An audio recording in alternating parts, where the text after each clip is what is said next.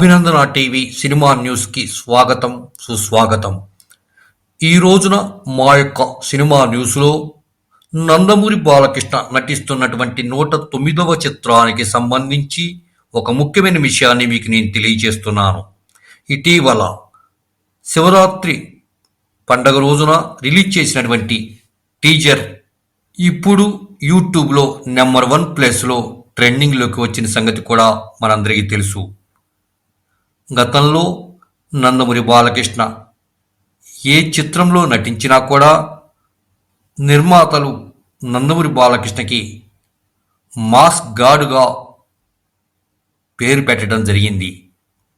అప్పుడు mass God అనే పదం కూడా బాగా వైరల్ అయింది. ఇప్పుడు నందమూరి బాలకృష్ణ నటిస్తున్నటువంటి ఈ 109వ చిత్రానికి మాత్రం మేకర్సు నందమూరి బాలకృష్ణ పేరు దగ్గర న్యాచురల్ బర్న్ కింగ్ అనే పేరు పెట్టి అప్డేట్ చేయటం జరిగింది. ఇప్పుడు నందమూరి బాలకృష్ణ పేరు న్యాచురల్ బర్న్ కింగ్గా మారిపోయింది.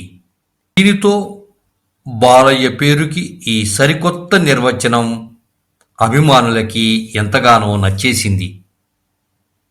అంతేకాదు, ఇప్పుడు నందమూరి బాలకృష్ణ యొక్క 109వ చిత్రం కూడా టీజర్ రికార్డులను సృష్టిస్తున్నది. చిత్రం కూడా హిట్ అయితే నందమూరి బాలకృష్ణ సినిమా రంగంలో నెంబర్ 1 స్థానంలో నిలబడతారు అనటంలో కూడా ఎటువంటి ఆశ్చర్యం లేదు, అతిశయోక్తి లేదు.